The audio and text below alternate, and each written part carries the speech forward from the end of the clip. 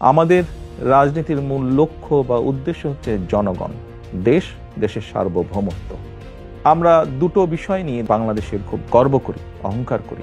একটি হচ্ছে বাংলাদেশের গার্মেন্টস শিল্প, আর একটি হচ্ছে বাংলাদেশের প্রবাসীরা দিন রাত পরিশ্রম করে যে কষ্টার্জিত বৈদেশিক মুদ্রা পাঠান সেটি।